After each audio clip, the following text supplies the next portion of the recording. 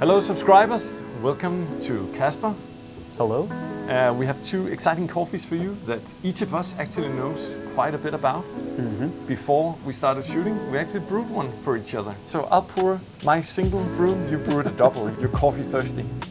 One of the coffees, the Gichathaini, rolls right off the tongue, Gichathaini. What did you brew for me, Casper? I brewed Bekele from the Morocco area in Ethiopia. This is a honey process, a little bit different to the naturals we've had. And a subscriber exclusive as well.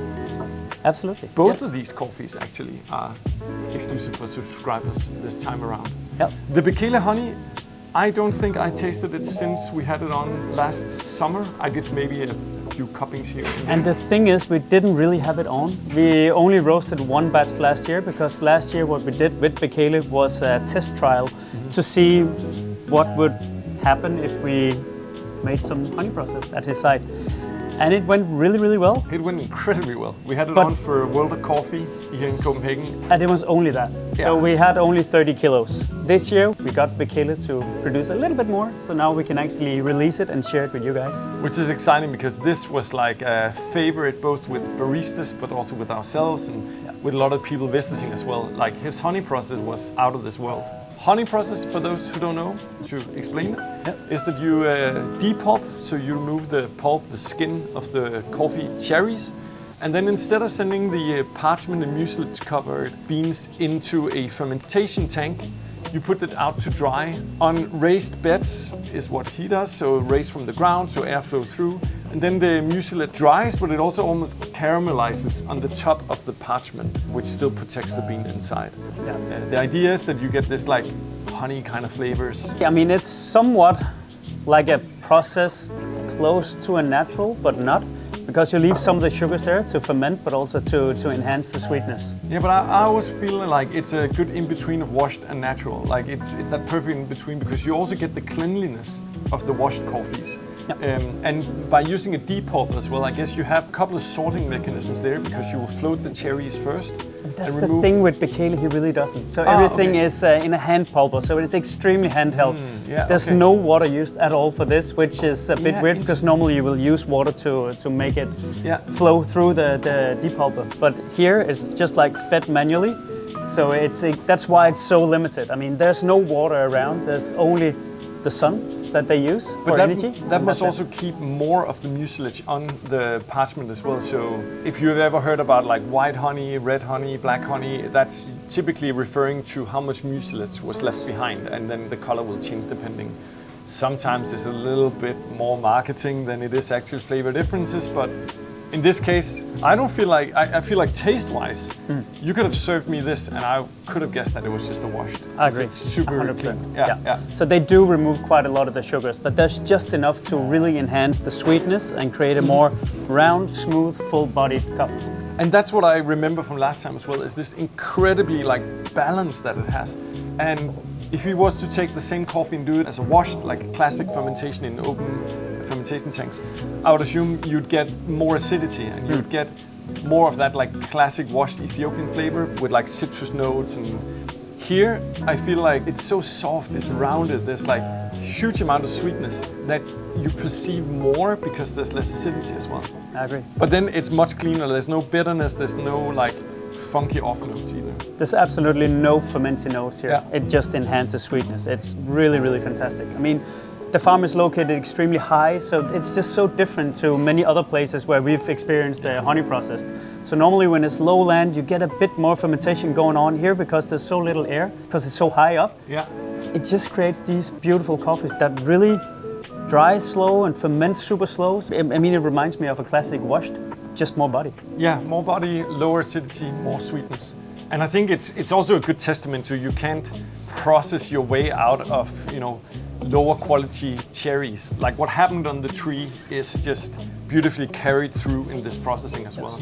And for me it's interesting as well because honey process, quite often I struggle a little with them because they're neither here nor there. They're not like, they don't have all the good things of a washed, and sometimes like they also lack the intensity of a natural.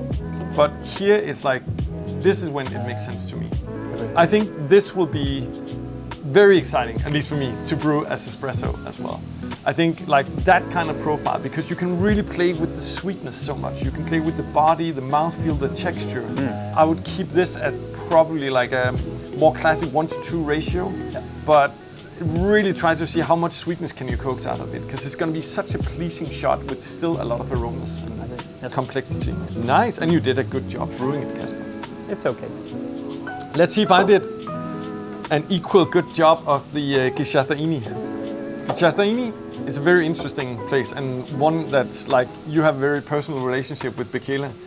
I kind of have the same with Gichathaini, because it was the first cooperative wet mill or factory, as they call in Kenya, that I ever visited, all the way back in 2007. And it's an astonishing place. It's part of the Gicanda society. Gichathaini is where the headquarters is. They actually, a couple of years ago, built their own dry mill as well. So this is dry mill next to the wet mill. It's a small micro dry mill, but they have all the same machines that you've seen, the big ones for size sorting and density separation and packing and so on. It's, you know, a cooperative, so it's a lot of smallholder farmers growing a lot of the old varieties, the SL28 and SL34, also some Ruhr 11 and Baxian in the mix.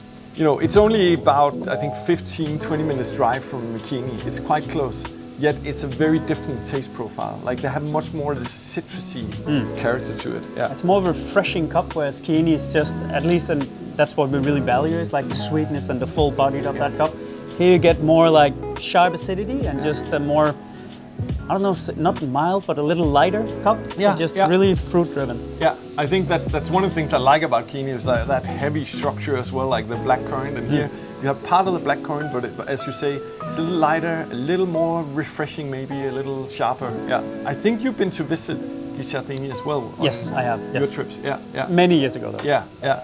What I remember the first time going there was like, they were a little bit on the next level compared to a lot of other places. They had these beautiful, almost like pool blue drying tables. They had a lot of metal drying tables, which was uncommon back then, and they've expanded that since. I do remember, it was like one of the factories that you really talked about back then. They were like the forerunners and on techniques, how could you, and it's also something we were inspired with Kieni then, to look towards what do they do really well and implement some of the same techniques. They've been kind of a darling in the specialty coffee community for a number of years, because they've held the banner high.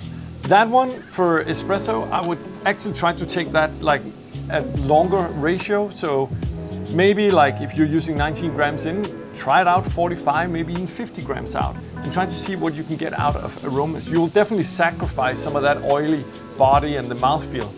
But what I think you get in return is like more fragrance. You could pull this at, you know, much faster extraction as well, depending on your machinery, and really try to play with like, can you get out more berries, more gooseberry, rhubarb even, like, and play with that citrusy note. You can also definitely take it completely classic and just have that like oomph of the like hard acidity, that kind of juiciness to it. It's a punch in the face. I mean, it's gonna be super fruity. Yeah, for sure. Well, two very different coffees, both from Africa, but Ethiopia, Kenya, two very distinct microclimates, micro-regions. Yeah. I think it'll be fun for you, both filter and espresso. These two coffees are shining. Yeah, I'm going to have some more of this one, and then I'm going to say thank you for joining me today, Kasper. Thanks for having me. And thank you guys for watching.